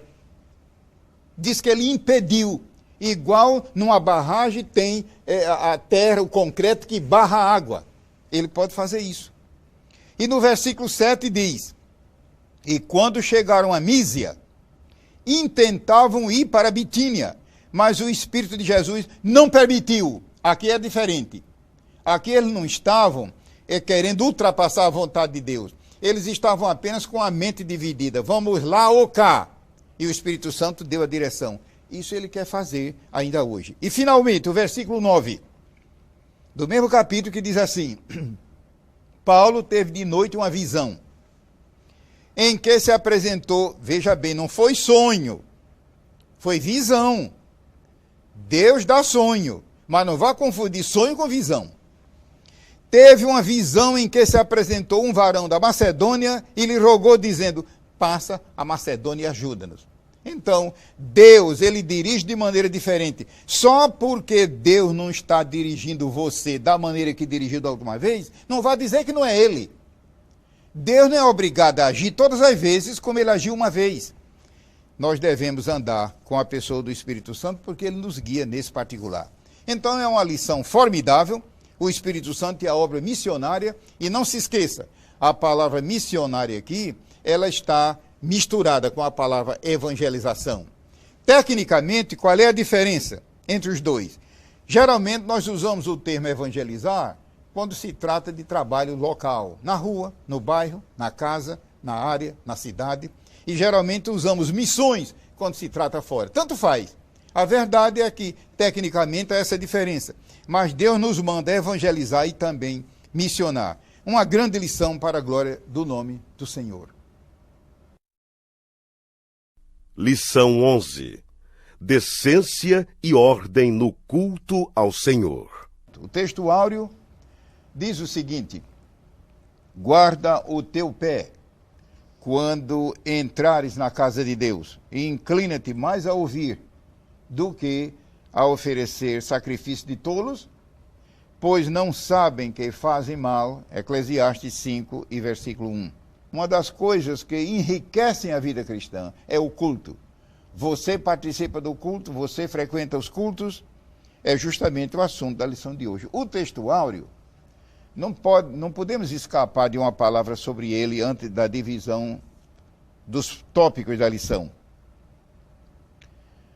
Guarda o teu pé. Lembremos-nos que a Bíblia está usando aqui uma figura de linguagem. Pé aqui tem a ver com a maneira da pessoa andar, de proceder na casa de Deus. Se muitos crentes, se a lei mosaica ainda existisse ou prevalecesse, certamente muita gente que hoje aparece nos templos e nos cultos já estaria sepultada nos cemitérios devido à irreverência na casa de Deus. A Bíblia previne: guarda o teu pé. Significa comporte-se com reverência na casa de Deus, com santidade. Inclina-te mais a ouvir. Lembremos que ouvir aqui não significa primeiro ouvir no sentido físico, com os ouvidos da cabeça, mas ouvir no sentido de propósito de obedecer. A Bíblia usa muito isso, figura de linguagem. Mais a ouvir do que a oferecer sacrifício de tolos. De modo que quando estivermos no culto, na casa de Deus, seja onde for, aonde o povo de Deus se reúne, ali é o templo. O Senhor Jesus disse: aonde estiver 2 ou 3 reunidos em meu nome, eu estou no meio dele. Os 2 tópicos principais da lição são o culto pentecostal em o Novo Testamento. Então, o Novo Testamento, a partir dos evangelhos, falam muito a respeito do culto. O próprio Senhor Jesus, por 2 vezes, ele irritou-se, é claro, ira santa, irritação santa, ou seja, irritar-se, irar-se contra a injustiça, o erro. Por 2 vezes nos evangelhos, uma no princípio e outra no fim, no início do seu ministério. Ele observou que a casa de Deus em Jerusalém estava sendo usada para fins de comércio. A segunda vez já foi no final do seu ministério, quando ele pegou um azorrague, ou seja, uma espécie de chicote feito de cordas, e expulsou. Os irmãos pensam que ele estava com o rosto sorridente? Imagine como ele estaria ali. E isso mostra que a casa de Deus, o culto divino, deve ser encarado com muita seriedade e num ambiente de santidade. Então, o primeiro ponto trata disso. O culto ministrado nos evangelhos, mas também no livro de Atos. No livro de Atos, o livro de Atos dos Apóstolos, que é o primeiro ponto, todos se recordam que quando o poder do Espírito Santo desceu sobre os primeiros crentes, cerca de 120, a Bíblia diz que eles estavam orando, mas muita gente não presta atenção que eles não estavam apenas orando. A Bíblia diz que eles estavam sentados na hora que o poder desceu. De fato, eles estavam ali durante 10 dias, e então um tempo eles tiravam para descansar, um tempo eles tiravam certamente para comer, tomar suas refeições, e ficava um grupo orando, cantando, quem sabe, às vezes em pé, às vezes ajoelhados.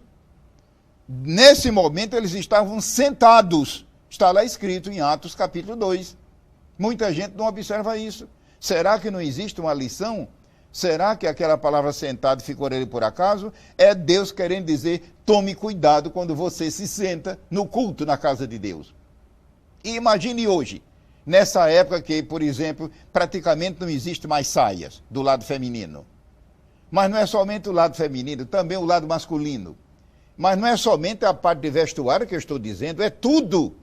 Estavam sentados quando o poder de Deus caiu.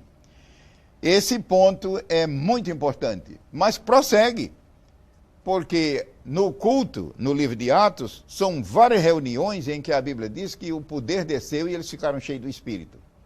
Entretanto, eles se mantiveram com toda prudência e com toda postura na presença de Deus. Nesse primeiro ponto da lição, é mencionada a igreja de Corinto. Os adquirentes, os usuários da revista, verão que no culto em Corinto houve desordem. Houve desordem e mereceu uma repreensão séria da parte de Deus. E Deus é tão bom que deixou o capítulo na Bíblia. Ora, o que significa isto? Que o fato que aconteceu em Corinto acontece hoje também, mas graças a Deus que temos na Bíblia capítulos inteiros como 1 Coríntios 13 e 14 que tratam do assunto, independente de outros capítulos. O segundo ponto da lição, que é causas de desordem no culto. A revista menciona partidarismo, ou seja, grupos formados dentro da igreja, grupos. É grupos para tudo, inclusive grupos de conversa. Carnalidade. Entendamos que carnalidade aqui, que eu estou me referindo, é a natureza adâmica, a natureza do velho homem decaído predominando no crente. Às vezes, quando se fala em carne, se muita gente não pensa, não medita, eles acham que é uma palavra simplesmente significando pecados baixos da carne. Não. Quase sempre, quando a Bíblia menciona a carne, ela se refere à natureza humana decaída. E outra causa é intemperança. Ou seja, o crente diz que quando está cheio do Espírito Santo, ele perde o controle e faz o que ele entender. Então não se trata do Espírito Santo e dele mesmo, porque o Espírito Santo é um Espírito de Deus, um Espírito de ordem. E irreverência, como eu já disse. Concluindo, lembremos-nos que Deus é um Deus de poder, mas é um Deus de ordem. Tudo que Deus criou é de muita ordem. Uma palavra final, antes de encerrar esta breve exposição da lição 11. Uma certa vez Jesus queria fazer um milagre extraordinário, o milagre da multiplicação dos pães e peixe. É um dos maiores que a Bíblia registra. A primeira coisa que ele fez foi mandar seus discípulos organizar a multidão. Ele disse, põe todo mundo sentado. E ainda disse, de 50 em 50. Eu posso imaginar a gente dizendo, mas por que de 50 em 50? Não, não interessa, obedece. Enquanto eles não se organizaram, Jesus não operou o milagre. Não será essa a razão porque Deus não opera mais milagre hoje na tua vida, em nosso meio, em nossa igreja, em nosso viver, por causa de desordem, enquanto eu imagino gente ali resmungando. E agora, nós estamos com fome. Não importa. Enquanto eles não se organizaram, o milagre não ocorreu. Que Deus nos abençoe e que tenhamos sempre uma boa postura no culto sagrado. Lição 12. Conservando o verdadeiro Pentecostes. A leitura em classe está em Apocalipse 3, de 1 a 6, que é um texto referente à igreja de Sardes. Um assunto muito importante para alunos estudarem, inclusive a parte histórica. O texto áureo está em Apocalipse 2:25, que diz, o que tendes, retende até que eu venha. Uma grande lição sobre conservando o verdadeiro Pentecoste. Ou seja, a renovação espiritual. O que tendes, quer dizer, o que tendes da parte de Deus, retende-o. Você está vendo, meu irmão e meu amigo, que não é bem função de Deus reter. Ele disse, retende-o. Ou seja, Deus não impõe. Imaginar se um pecador entrasse no céu à força. Isso seria céu. Não, a salvação não é imposta, a salvação é uma dádiva e ela é recebida. Agora Deus insiste, e insiste até o fim. O que tendes, retende-o até que eu venha, conservando o verdadeiro Pentecostes. Como esta lição está muito voltada para a renovação espiritual, despertamento espiritual, avivamento espiritual, é bom que antes que eu entre nos 4, aliás, são 5 pontos em que a lição está dividida, nós vamos apenas tocar de leve.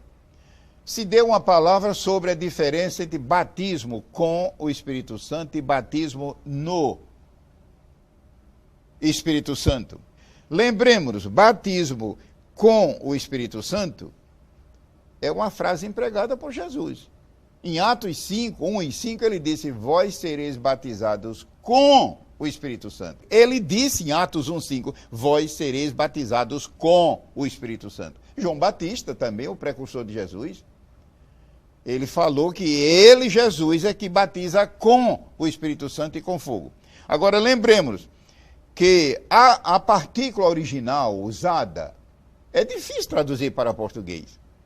Então, em que consiste o batismo com, que também pode se dizer batismo no? Não se esqueça, a mesma partícula grega tanto faz dizer com, como dizer no, sendo que é mais usado o com. Por quê? Porque o próprio Senhor Jesus disse, vós sereis batizados com o Espírito Santo. Então, em que consiste o batismo com o Espírito Santo?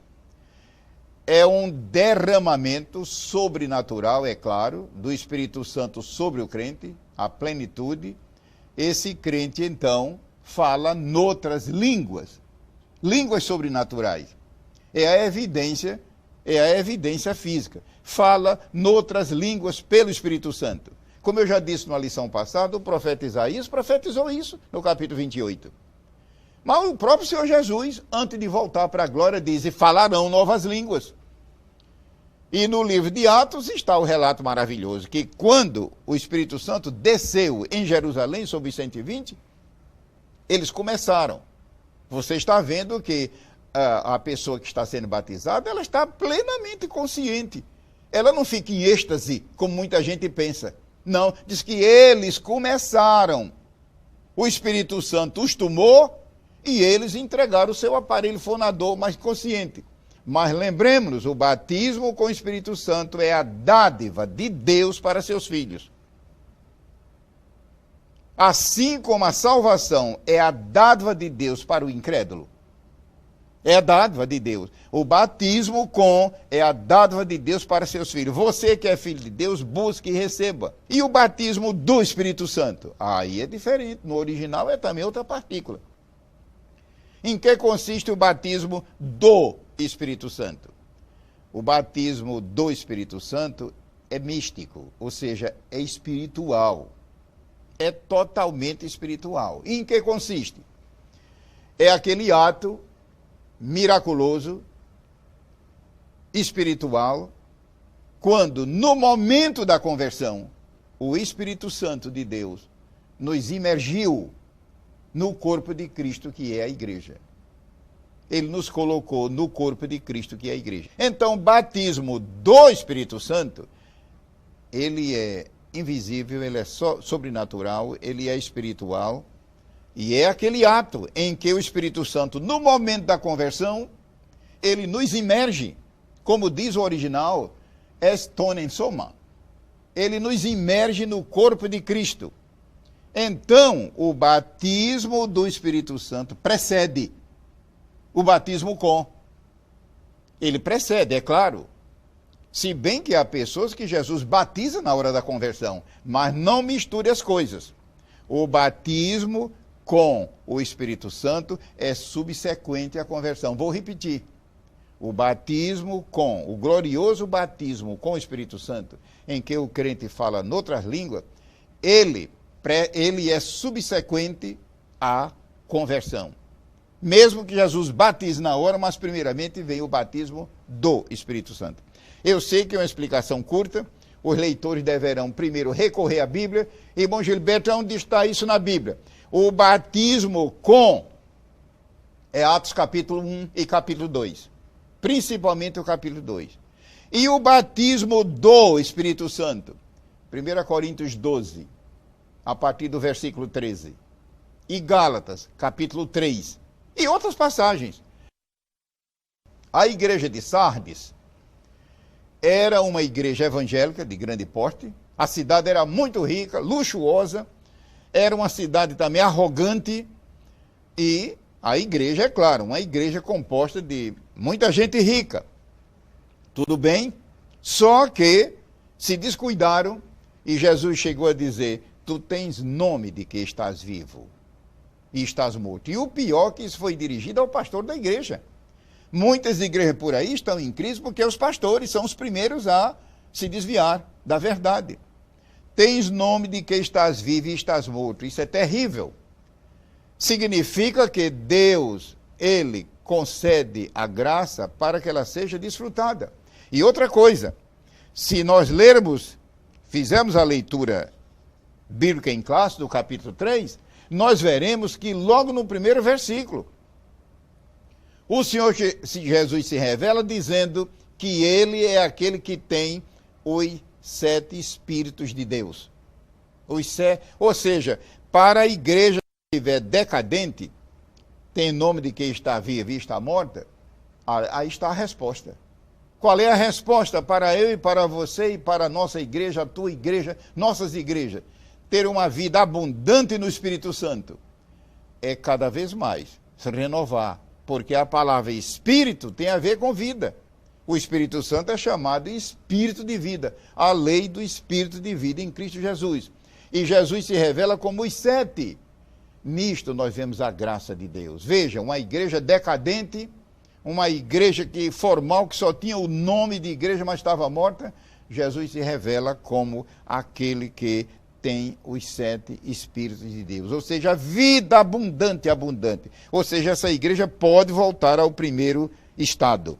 Promessa aos vencedores e o desafio para os fiéis conservarem a renovação. Eu gostaria de concluir esse ponto da lição na parte do desafio, que é o ponto número 4. No versículo 6 que diz, quem tem ouvidos, ouça o que o Espírito diz às igrejas. Em todas as 7 cartas de Jesus às igrejas do Apocalipse, que ficavam na Ásia Menor, ele termina dizendo, quem tem ouvido, ouça. Lembremos que não é o ouvido, primeiramente, da cabeça, o ouvido físico, mas é a disposição da pessoa a obedecer. Ou seja, mesmo que nós estejamos em fraqueza, que Deus nos conceda graça para nos aproximar do assunto da Bíblia de Deus com o propósito de obedecer. E não apenas o propósito de ouvir, de curiosidade, de querer saber, não, o propósito de obedecer. Deus, ele fica contente com esse propósito. Quem tem ouvido, ouça que o Espírito diz.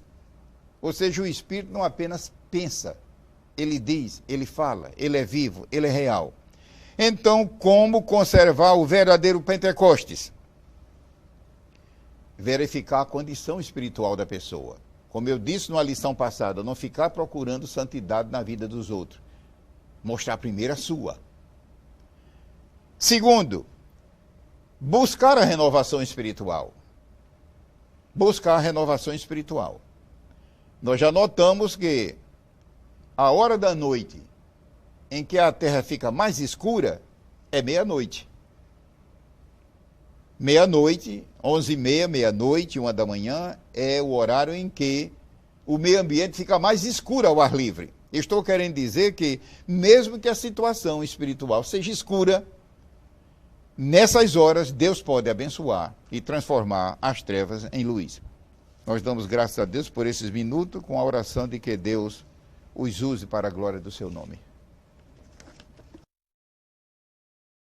Lição 13. O Espírito Santo e a vinda de Jesus.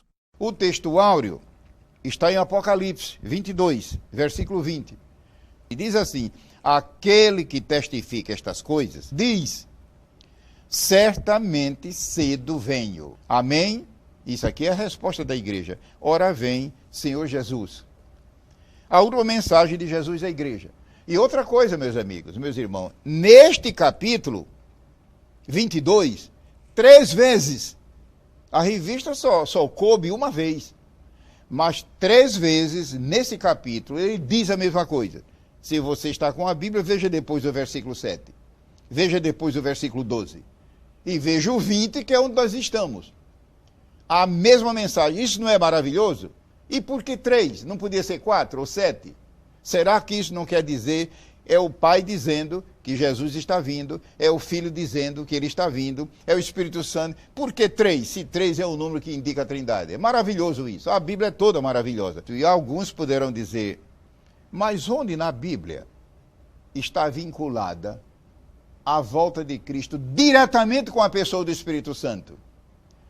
Há muitos lugares. Você já viu que as lições de 1 a 12 foram todas o texto bíblico ligados direto à pessoa do Espírito Santo. E a 13, eu vou deixar 2 versículos para quem quiser meditar. Os versículos não estão na revista. Romanos 8, e veja o versículo 11. E depois o versículo 23, versículo 11. E se o Espírito daquele que dos mortos ressuscitou a Jesus, ou seja, o Espírito de Deus, habita em vós, aquele que dos mortos ressuscitou a Cristo, você já sabe que é o Espírito Santo, também vivificará os vossos corpos mortais.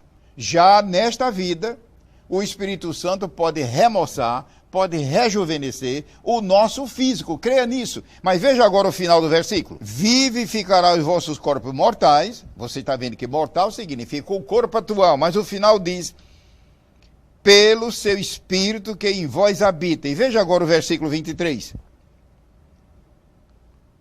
E não só ela, mas nós mesmos que temos as premissas do Espírito, também gememos em nós mesmos, esperando a adoção, a saber, a redenção do nosso corpo.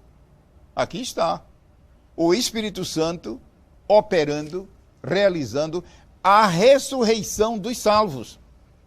É claro que se refere à volta de Cristo. Eu imagino, irmãos, o rebuliço que haverá na face da terra naqueles segundos e momentos que precederá o arrebatamento. O Senhor Jesus Cristo, pelo Espírito Santo, transformando os vivos e, antes do que isso, ressuscitando os mortos. Então aqui está uma rica passagem sobre o papel do Espírito Santo na volta de Cristo. A lição tem 4 pontos principais, eu vou apenas ler os títulos e depois é meu pensamento fazer uma leitura rápida da síntese do livro de Atos dos Apóstolos, que é o livro chamado Atos do Espírito Santo. Quais são os tópicos da lição? Como será a vinda de Cristo? A lição expõe isso, que a sua vinda será em 2 momentos. Ele primeiramente arrebatará a sua igreja. A Bíblia diz que isso será num momento de tempo, num átomo de tempo, ou seja, num tempo que é indivisível. E esse acontecimento, ele será secreto para o mundo. O mundo não tomará conhecimento. É coisa entre o noivo e a noiva. Mas haverá um segundo momento, uma segunda fase da sua vinda. Eu não estou dizendo que Jesus vem 2 vezes. O que eu estou dizendo é que a sua volta terá 2 fases ou 2 momentos. No segundo momento, algum tempo depois, ele virá em glória, manifesto, publicamente, e será uma coisa aterradora para o mundo. Você me ouviu? Você me viu? Uma coisa aterradora, pavorosa para o mundo sem Deus. Que eles vão se defrontar com aquele a quem eles rejeitaram. Sinais da vinda de Cristo. O terceiro ponto, que são propósitos da vinda de Cristo. Como eu disse aqui uma certa ocasião, o que seria da Bíblia? O que seria da igreja? Se na Bíblia não existisse o livro de Atos dos Apóstolos.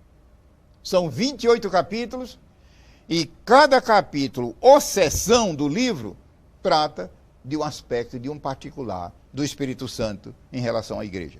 Capítulo 1, a promessa do Espírito Santo. O capítulo 2 do livro de Atos, o derramamento do Espírito Santo.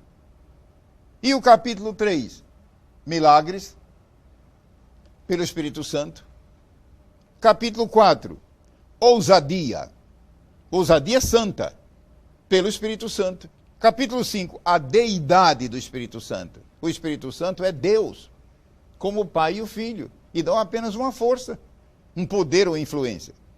Capítulo 6, trabalho no poder do Espírito Santo. 7, testemunho inspirado pelo Espírito Santo. O capítulo 8, expansão da obra pelo Espírito Santo. O capítulo 8, todos sabem que o evangelho, a igreja, saiu fora das fronteiras de Jerusalém e adentrou-se pelo país. Expansão pelo Espírito Santo. 9, conversão pelo Espírito Santo. É onde Paulo, que era o arqui-inimigo da igreja, o Espírito Santo o converteu. 10, céu aberto pelo Espírito Santo. Foi quando Deus deu uma visão a Pedro e ele viu como se o céu estivesse aberto e a maravilha da salvação para todo mundo ficou clara para ele, o Espírito Santo. 12, livramento pelo Espírito Santo. Pedro estava para ser morto sem escape. E de repente o Espírito Santo operou o escape dele, escape na hora. 13, obra missionária dirigida pelo Espírito Santo. O capítulo 13 de Atos é um grande compêndio sobre missões. 14, confirmação da obra pelo Espírito Santo. A obra não apenas é plantada, mas confirmada. 15, assembleia de líderes pelo Espírito Santo. É disso que trata o capítulo 15. 16, perseguição com vitória pelo Espírito Santo. 17, avanço da obra pelo Espírito Santo. Quem lê o capítulo 17 de Atos, nota que a obra avançou igual fogo no campo aberto. E o segredo disso foi o Espírito Santo. 18, liderança na obra pelo Espírito Santo. Pode estudar o capítulo 18 que trata disso. A obra de Deus, ela carece de líderes. Líderes que Deus levanta. Mas lembremos que o líder não é substituto do Espírito Santo. 19, demonstração pelo Espírito Santo. Ou seja, o mundo, a igreja, precisa ver, testemunhar, ver ao vivo as maravilhas de Deus. É o 19. 20, revelação pelo Espírito Santo. Ou seja, revelação é aquilo que ninguém pode saber, nem descobrir, investigando, estudando. Revelação significa trazer à tona o desconhecido. O Espírito Santo faz isso no capítulo 20. 21, previsão pelo Espírito Santo. Ou seja, o Espírito Santo, ele prediz. 22, presença do Espírito Santo. 23, proteção do Espírito Santo. 24, coragem pelo Espírito Santo. Se alguém precisa dessa coragem, o segredo está aí. 25, convicção pelo Espírito.